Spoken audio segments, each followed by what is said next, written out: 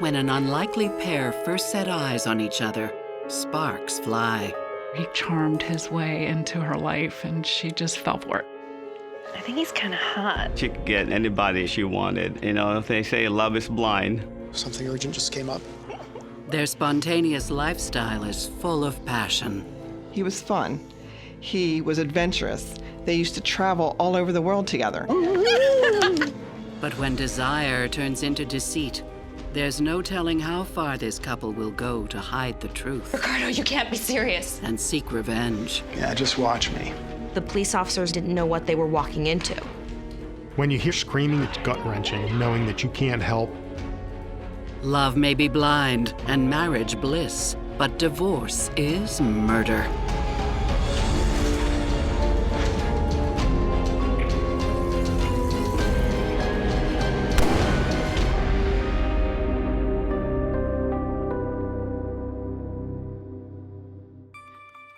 Baltimore, Maryland, home to an ambitious young nurse hoping to make her mark on the world, Lara Crockett.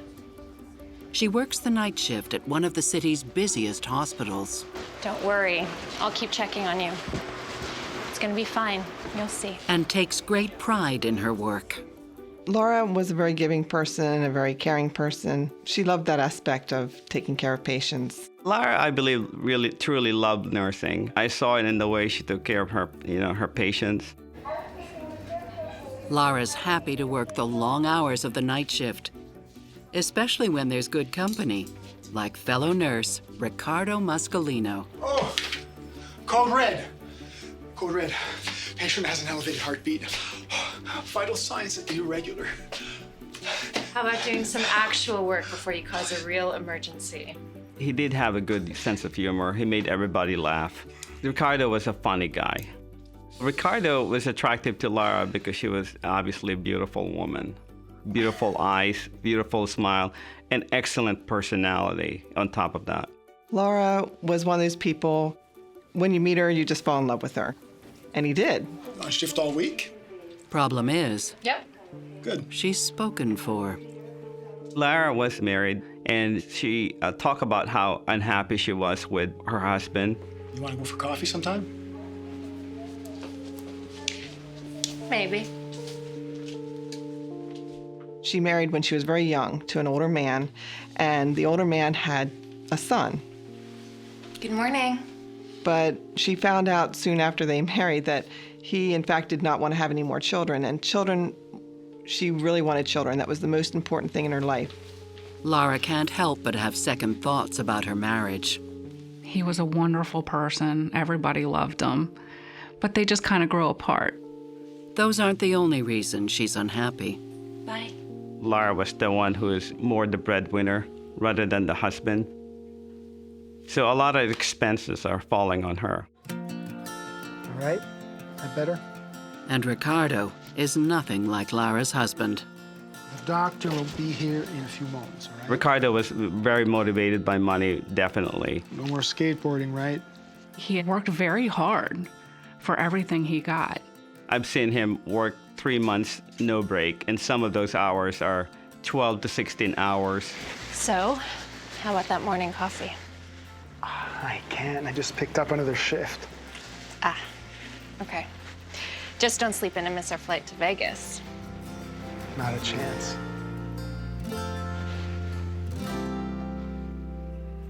Ricardo, Lara, and I and her sister went to Vegas to do a nursing conference. And it was all about critical care, taking care of the patient. And she organized the trip. So what do you think of Ricardo? My sister was trying to set me up with him. And when I saw him, I said, No. No? Well, not for me. I think he's kind of hot. One of the nights, Ricardo and Lara hooked up. They spent the night together. We returned to Baltimore. They continued that relationship. Lara was married still at that time. She wasn't divorced or separated. she had met her first husband when she was young, very young. And then she met Ricardo, who kind of was in, the same field and doing the same thing and wanted kids. And they just had more in common at the time. So he charmed his way into her life, and she just fell for it. Ricardo and Lara couldn't be happier. He thought she was beautiful and smart, and she thought he was charismatic and outgoing and ready to own the world. Yeah. Yeah, I'll do it. I'll be here soon. Who's that? Hospital. Short-staffed. Again? Gotta go. While he romances Lara, Bye. Ricardo also spots an opportunity at work. There's been a nursing shortage for a very long time. It's very difficult to get nurses that know what they're doing. It's hard to get nurses at all. So when a nursing home or a hospital needs help, they will call an agency, and the hospital pay that agency usually about double of what a normal salary is to bring that agency person on. His goal was always, to be extremely wealthy, to be a multimillionaire. And I think at one time he did reach that goal. Ricardo was a very smart man, even though he had no business background that I know of. And he thought, well, why don't I start my own agency? Ricardo's agency takes off. He was so successful because of his personality. He was a charmer. He was a nurse. He knew what the hospitals went through. He knew what the nursing staff went through.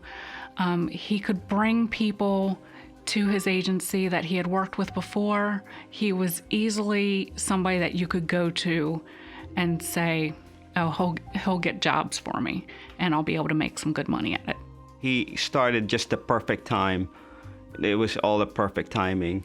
And he probably had over 150 to 300 nurses working for him, give and take. He was very successful. It seems that the timing is also perfect for Lara. Within a year of meeting Ricardo, she leaves her husband. Lara's attraction to Ricardo was that he was fun. He was adventurous. They used to travel all over the world together. He was spontaneous. Pick up and go to New York City for the day. He was fun. And I think she liked the bad boy in him. He was a bit of a bad boy. Lara was very, very attractive woman, and I think she could get, anybody, she wanted. But, they say love is blind. Psychotherapist Stacy Kaiser and forensic psychologist Brian Russell have their own thoughts on Lara and Ricardo's relationship. While a lot of people would think that Ricardo is someone that Lara wouldn't typically be drawn to, I think he has a couple of really strong things going for him. She senses his ambition, he's very good to her, he's courting her in a way that a lot of women like to be courted. He's taking her on trips, he's making her feel special. So it's no surprise to me that she is slowly getting herself lured into a relationship with him. Lara's relationship with Ricardo begins with Lara's cheating on her first husband. And any time a marriage or a relationship begins with infidelity, there is a lot of pressure, particularly on the person who previously cheated, for this new relationship or new marriage to work out, because they've given up a lot. And that's a dangerous way to go into something, to think that, well, because of what I sacrificed, this has to work, this has to be right. And that can create problems for their future relationship. With his business booming, Ricardo decides it's time to take another plunge. What a beautiful house. Our house. The house in Fallston is beautiful. The whole house was like a small mansion. Do you think it's, haunted? Ooh, I don't know. Let's check it out. And Lara enjoys their lavish lifestyle. Lara loved nice things. Lara loved jewelry. Lara loved nice clothing, makeup. Lara loved to spend money. And one of the things that was attractive to her was that he kept their finances intact. He was very, very responsible. She used to say to me, he's the type of person that always pays everything early. Between buying a new home and affording the finer things in life, Ricardo and Lara seem to have it made. Listen, I'm gonna have to let you go. Something urgent just came up. Wow. I think that those two together just attracted each other. They seemed to get along great, and they had a great life. They really just had a great life. Just as the relationship is heating up, Lara decides to make her own ambitions come true. Her master's in anesthesiology was really important. You're still looking at this. It's fascinating. She wanted to be a nurse anesthetist for a very long time, and she finally got an opportunity to do it, and she went full-heartedly. You're serious about this? Yeah. I like the idea of putting people to sleep. Yeah, as long as you don't try to put me to sleep. Well, as long as you don't make me mad. Well, if you are serious about this.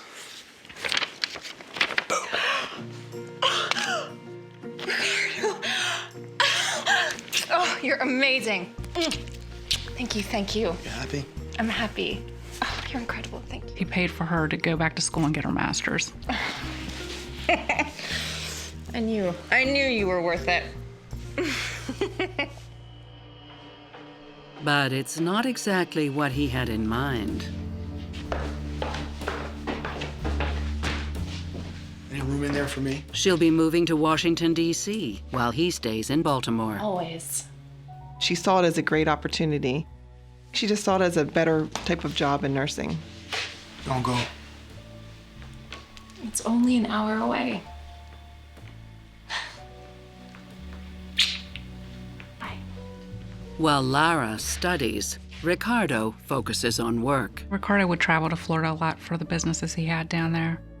But Ricardo's travels and Lara's ambitions come at a cost. The physical distance was going to put pressure on their relationship. And at that time, it was probably more important for her to pursue anesthesia, to become, a nurse anesthetist. They broke up at that time. And she's lonely in D.C. Hey, Jonathan. I was looking for you before. I wanted to let you know. I got my biology test back, and Lara at that time started seeing, different people. But Ricardo, he was extremely upset about that. I really, really appreciate it. I might have a few more questions. Ricardo, what are you doing here? Is this why you wanted to come to school? Don't start. I haven't even begun to get started. It's okay, just give us a minute.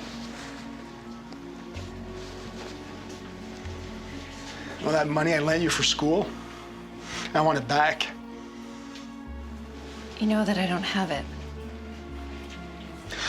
Then I'll see you in court.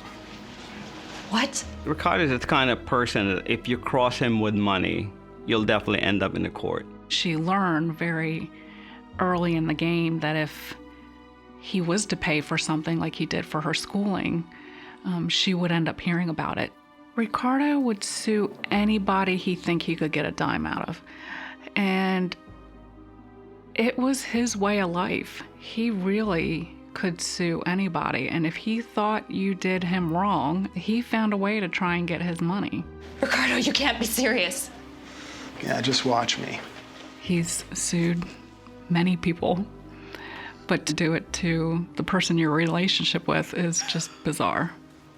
But will Ricardo's bizarre behavior tear them apart for good? She made a comment that, Ricardo, you don't even care about me. And it devastated them.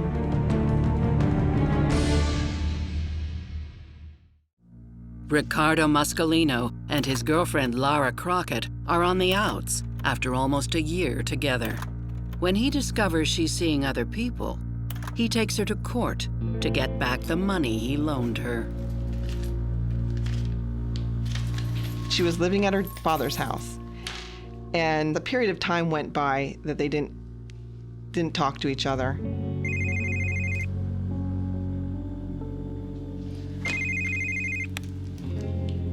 Ricardo, what do you want? At some point, they started talking to each other again, because I remember saying, why would you go back to someone that would sue you? Lara, don't be like that. I miss you. Well, you have a funny way of showing it. Why did you come to my school and embarrass me in front of my friends? Oh, come on, I was upset. Up until now, you don't care about how I'm doing. You don't pay attention to how I feel. That's not true. Okay, I think about you all the time. I can prove it. Oh, come on, Ricardo. Check the intersection near your dad's place. What? Yeah. Every time I drive by, I think about you.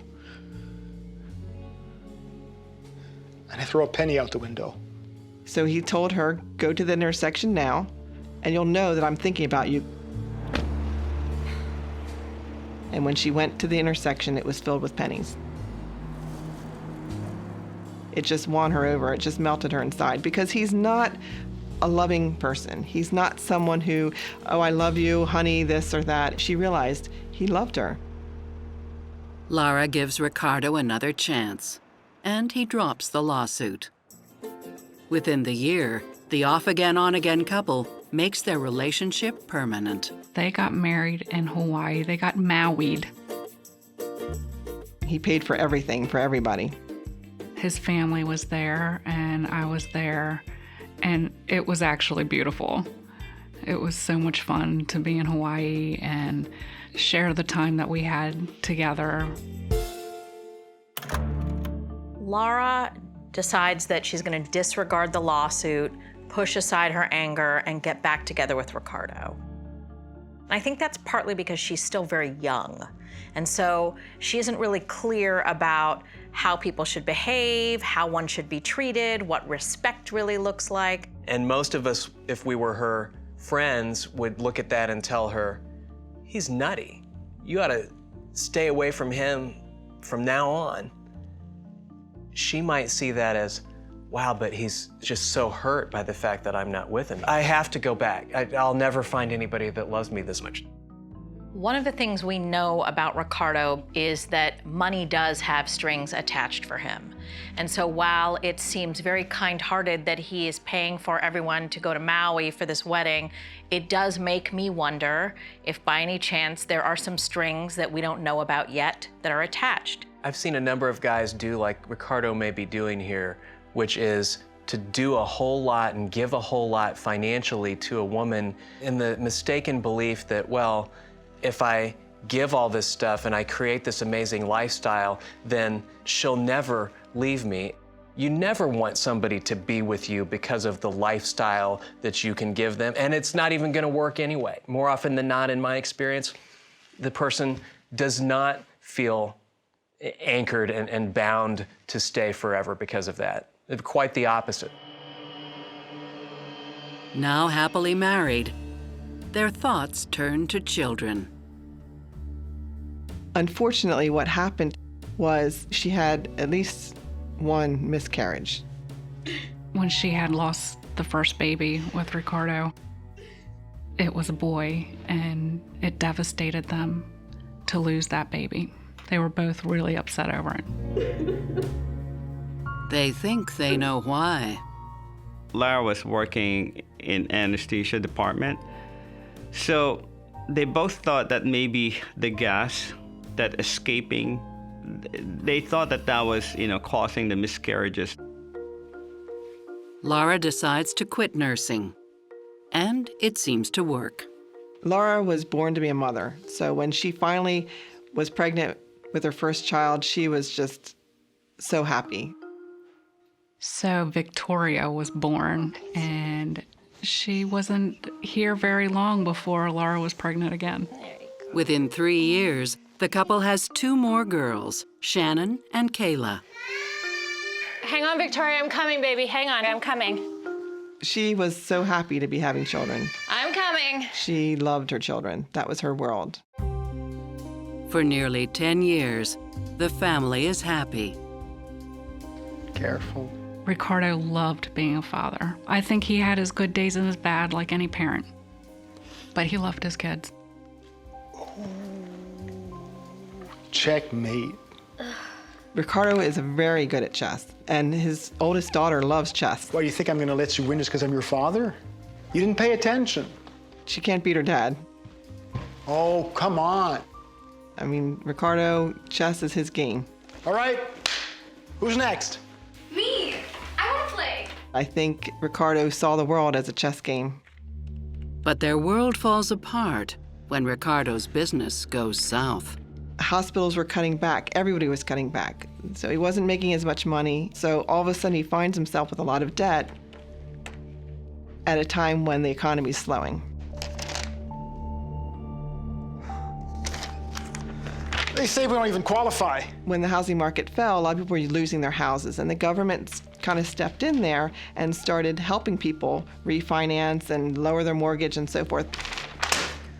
The Muscolinos can't get mortgage relief because Ricardo makes too much money.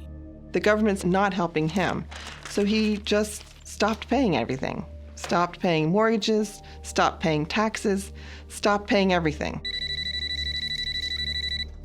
At first, Lara just was, well, this is the game he's playing. Hello?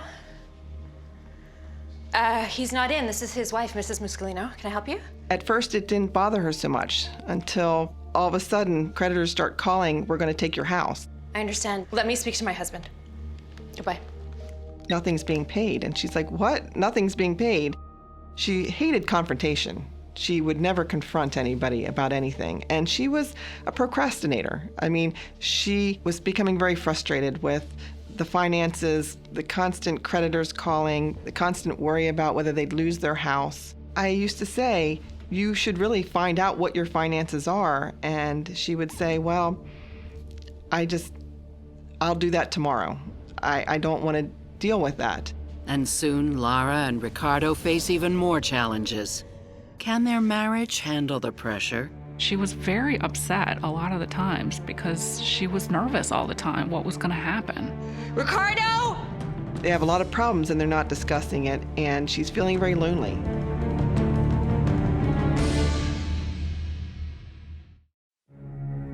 Ricardo Muscolino's business is hit hard by the 2009 financial crisis, causing tension at home as he and his wife Lara raise their 3 daughters. Ricardo's financial maneuverings definitely were becoming a strain on the family. Lara didn't know what their assets or their liabilities were. She had no idea. All she knew is that creditors were constantly calling.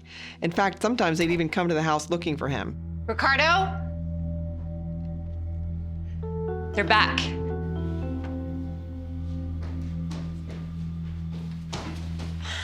She wasn't the type of person that wanted to be sued and wanted to be dealing with creditors calling. She was very upset a lot of the times because she was nervous all the time what was going to happen. Just when Lara thinks it can't get any worse, it does. The IRS was coming after him and any property that he had to get their tax money back. There was a chance that they were going to foreclose on their house in Fallston, and that's when she became very alarmed. Ricardo!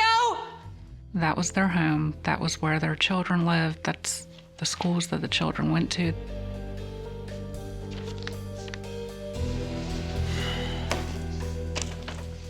So what's your plan now? Ricardo comes up with a crazy idea. I know. We'll split up.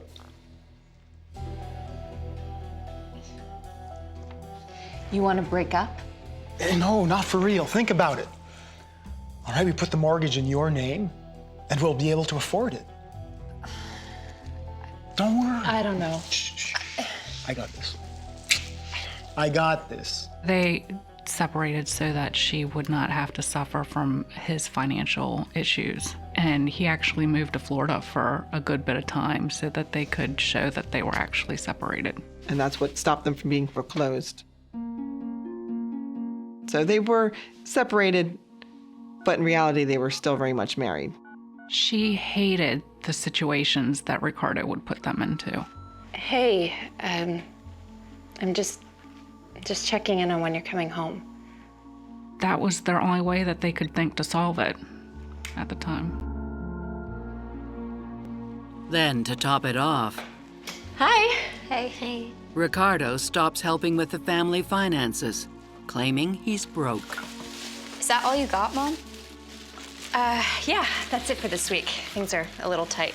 Put this in the fridge today. As soon as my sister had the mortgage put in her name, he stopped pretty much contributing to anything. He considered the house was hers, so she would have to pay for it. Mom, the internet's not working.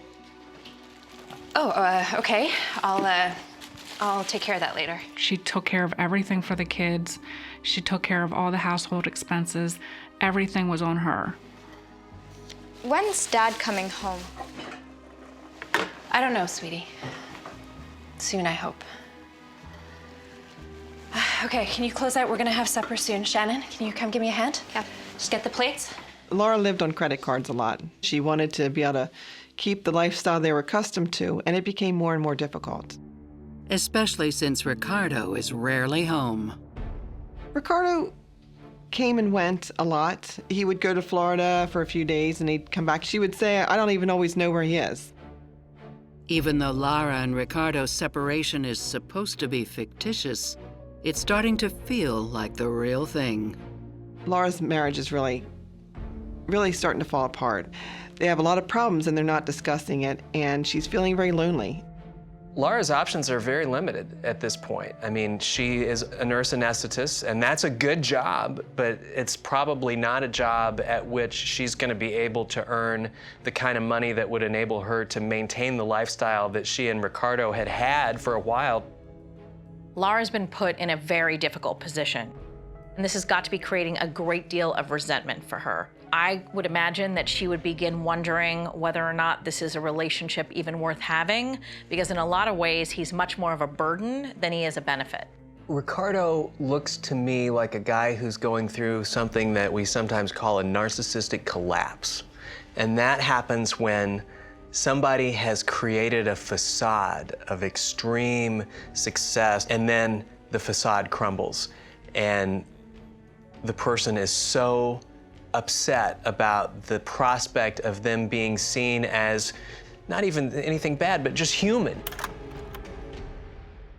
And it sort of really shows you how a narcissistic individual can be very functional when everything's going right, and then become profoundly dysfunctional on a dime when things start going wrong. People face financial crises on a daily basis, and even financial ruin, and they don't behave as badly as Ricardo.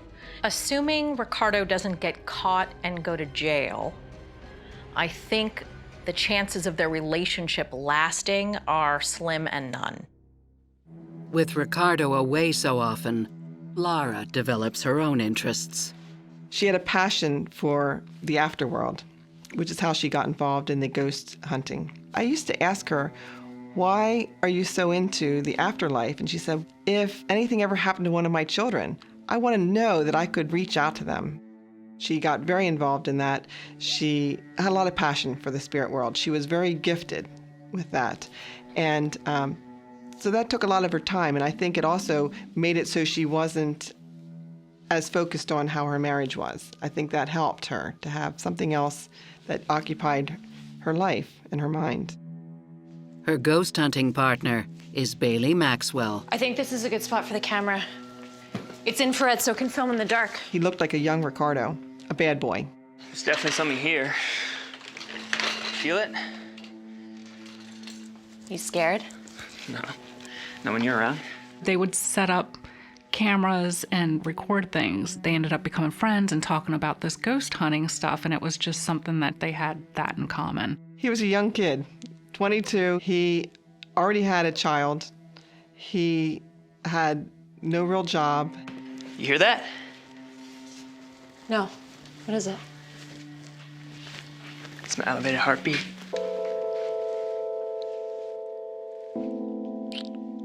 With Ricardo away, it seems that Lara and Bailey are becoming more than just friends. He may have loved the idea that she was an older woman that has money. He told her something like, I can't get you off my mind. At the time, it filled the need in her life to feel loved. You're so beautiful. She saw in him somebody who was willing to do anything for her. And what a great mom she is. Everything that any woman wants to hear. And I think he truly believed it. A few weeks into the affair, it's getting harder and harder to keep it secret, especially from her daughters. Can I have my phone, please? Her eldest daughter noticed that she was on her phone a lot, which she never did before.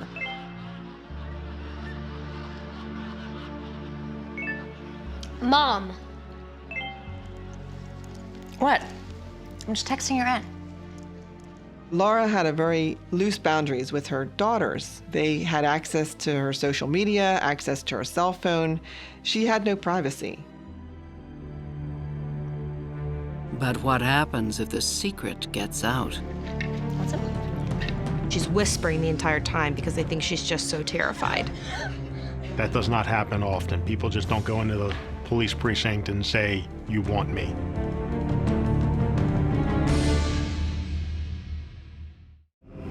After Ricardo Muscolino's business fails, his wife Lara turns to a new hobby and secret life to ease her loneliness.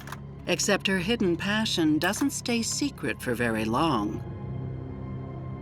One night, Lara's daughter Victoria logs into her mother's social media account. For some reason, she just decided to start reading. And that's how she found out. She read the messages between my sister and this young man. Victoria was crushed seeing these messages. Her mom and dad, whether or not they had separate lives or not, was still her mom and dad. And nobody wants to see that mom is doing something that maybe she shouldn't be doing. The fact that Lara and Ricardo's daughter discovered Lara's affair had to have been very traumatic for her, because kids and teenagers hold their parents up to a standard. And so to find out that her mother, who she thought was, hardworking and still connected to her father, is cheating on him, had to have been quite impactful. I think Lara and Ricardo's daughter's discovery of Lara's affair is a great illustration of the indirect abusiveness of adultery when there are children involved, because it is going to eventually blow up the family. It's going to impact the kids in a negative way. And here you can just put yourself in this kid's place. Just imagine yourself finding out that your mother's cheating on your father, and how disillusioning that would be about whatever rose-colored glasses you had on about your parents and their love for each other. 1 week after the explosive discovery, Victoria hears alarming sounds coming from her parents' bedroom. Then, all hell breaks loose.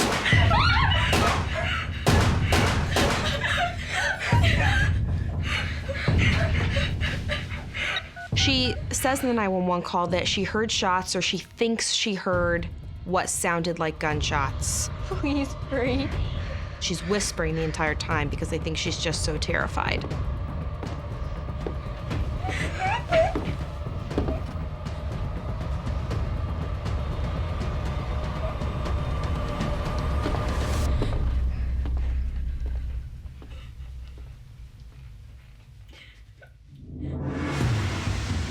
It's a busy night for Baltimore area police.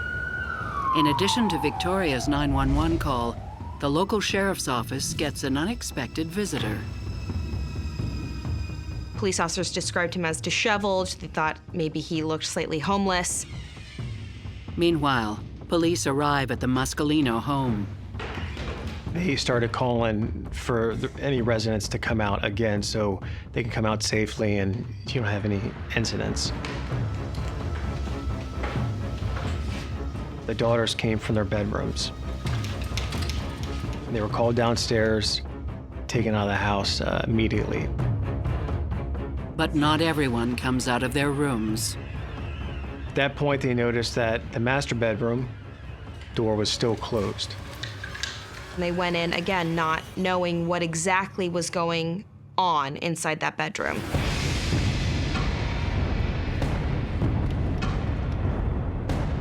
They're greeted by a terrible sight. They found a middle-aged woman lying on the bed with multiple gunshot wounds. We're gonna need an ambulance. You have a shooting victim. The victim was identified as Lara Muscolino. Incredibly, Lara is still conscious. She had movement in her eyes and a little bit in the head. She was gasping for air and in very significant pain. Luckily, one of our patrol deputies was also a medic, so he was able to place tourniquets on her. Ma'am, stay with us. Just keep breathing. They're asking her questions, who did this, who shot you? However, she's not able to speak because of her wounds. It looks like the shooter was only feet away when Lara was shot. It was up close. It was personal. Some of the bullets that had gone through her arm, one of them was probably through her arm and up into her neck area. A second shot was in her mid-side to her back, and then 2 more shots into the arm.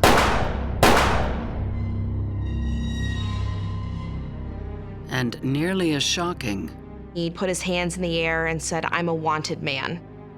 He does not explain why he's wanted, why he's surrendering himself. It seemed he thought we were already looking for him. That does not happen often. People just don't go into the police precinct and say, "You want me." After the man turned himself in, he was placed in custody. the mysterious visitor refuses to say anything else. He had only said that he would speak with his attorney at that point in time and declined to speak to any police officers. Barely clinging to life, Lara is transported to a Baltimore trauma hospital. After 8 hours struggling to survive, she dies of her injuries.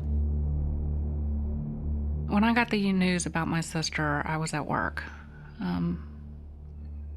I got pulled out of a meeting to say that there were some police officers at front for me. He said, "I need to let you know something." He said, "Your sister's dead." I said, "What do you mean? She can't be dead." And he said, "Was she sick?" I said, "No, she wasn't sick. She's fine." With their rocky marriage, all fingers point to Ricardo. But is there more to this murder than meets the eye? She knew he was gonna make her life hell. No one actually saw someone pull a trigger or commit a crime.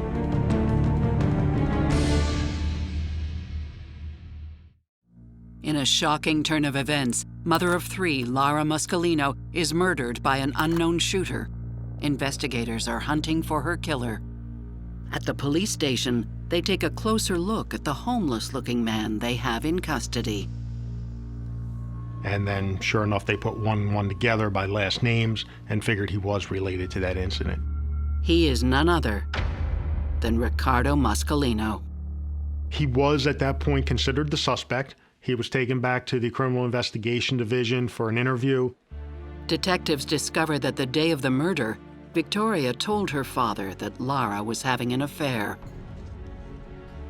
I don't know why she told her dad. You know, she has a relationship with her dad, and I think she felt like mom wasn't doing right and that someone needs to tell dad. You know how long it's been going on? Ricardo was very calm, quiet, relaxed. He said he wasn't upset. He would file for a divorce. He was going to talk to a lawyer in the morning. Thanks for telling me. Victoria was thinking she was going to do good by her dad. And Victoria's 911 call seems to confirm police suspicions. I think it was my dad. At that point, we had an idea what the motive was. We have witnesses, we have our motive, and we have our suspect in pocket. Now we're just trying to, piece the rest of the puzzle together. Piece by piece, the puzzle becomes clear. On the left side of the bed, there was a clothes hamper with a pillow on top of it. Once I removed the pillow from the clothes hamper, there it was. It was an empty black 9mm handgun. After the suspect shot Lara, I believed he just chucked the gun in there. Ricardo is charged with first-degree murder. If they can find his fingerprints or DNA on the gun, the case is watertight. As forensic testing gets underway, detectives also learn that Lara was planning on divorcing Ricardo. Ricardo, I'm serious. I want you to move out, for real. I'm not going anywhere, Lara. You can't make me. The house is in my name. You're gonna pay for this! She said to me, if I ever left this marriage, he would ruin me financially. He would definitely ruin me financially. He might slash my tires, he might do anything to keep me from leaving. She knew somewhere in another he was gonna make her life hell. But results from the lab show that the murder weapon provides no useful evidence. We were not able to develop any prints on the gun. And as far as DNA testing goes, since that gun was found in his own hamper with his dirty clothes and Lara's dirty clothes, his DNA is going to be on the weapon anyways. Amazingly, Ricardo is released on bail while he awaits trial. I was furious when he got bail. Didn't think he was going to get it, and the judge decided that he wasn't a flight risk. It is very unusual for somebody to be released on bail that is accused of committing murder. Immediately, Ricardo hires the best defense attorneys in Baltimore. He thinks he can beat the charge. Defense's argument was, we don't know what happened in that room because no one actually saw someone pull a trigger or commit a crime. Then, surprising new evidence comes to light. There was an interior surveillance camera within the residence. The tiny camera was missed when police first searched the house. You wouldn't have noticed it just by going by. It was a small camera, and it was up on top of a shelf. It had been installed by Lara herself months earlier. The video was there so that my sister could see if there was any ghosts in the house. When police review the footage, they discover it was filming the night Victoria told her father about Lara's affair. The night of Lara's murder. The video shows Ricardo arriving home with Victoria. It all seems perfectly normal. The oldest daughter goes up the stairs. You see Ricardo let the family dog out. You see him get a glass of water. You see him go up the stairs. He gets to the top of the stairs and you can see him go directly into the master bedroom. Although the camera couldn't see inside the closed room, this new evidence is powerful.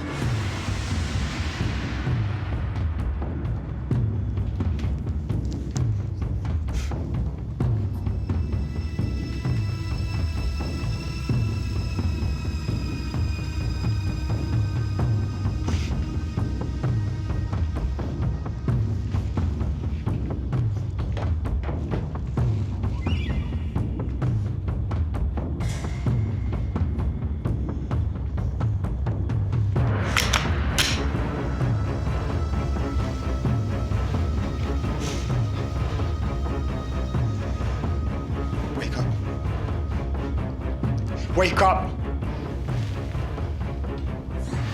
Ricardo, what's happening? You thought you could make a fool of me? Is that what you thought? After all I did for you! How dare you cheat on me!